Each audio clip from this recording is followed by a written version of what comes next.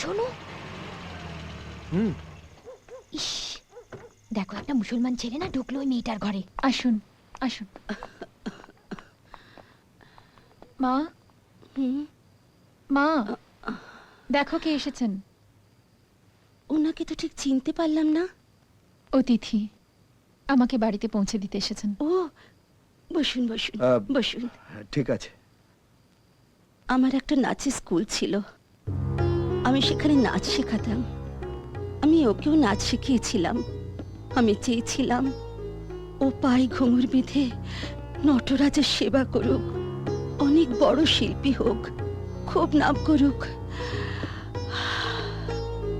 কিন্তু তার হলো না। জানেন, আমার খুব কঠিন অসুখ করলো, নাচের স্কুলটাও বন্ধ হয়ে গেল, আর পয়সার জন্যও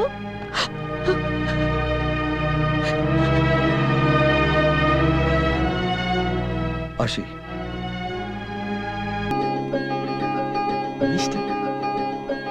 আবার কি হলো?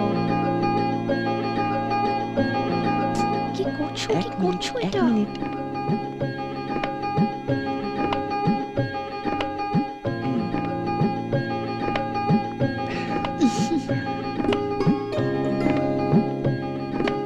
যাও যাও, কাজ করো।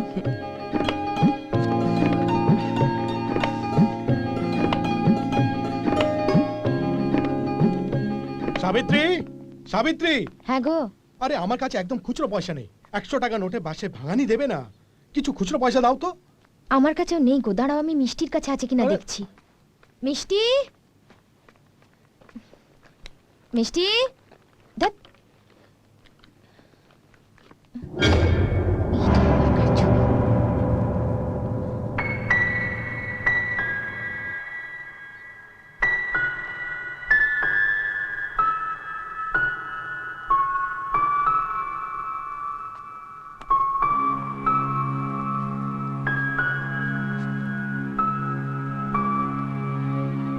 সাবিত্রী,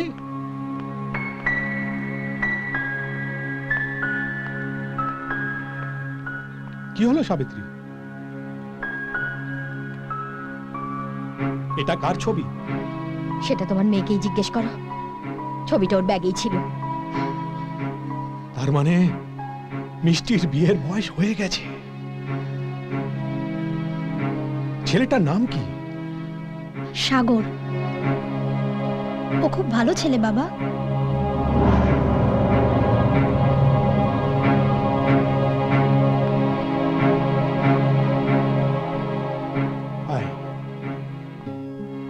সাবিত্রী, তুমি এক কাজ করো, আজ আমি বিক্রমের ইঞ্জিনিয়ারিং কলেজে অ্যাডমিশনের জন্য প্রিন্সিপালের সাথে দেখা করব।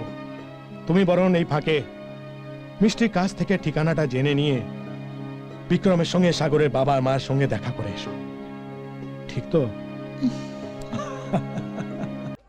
দুরন্ত প্রেমের নেশা, ঘুর ঘুর ঘুর ঘুর ঘুরন্ত কামানিশা। আরে নাচো নাচের তালে গাইতে থাকো, নাচো নাচের তালে।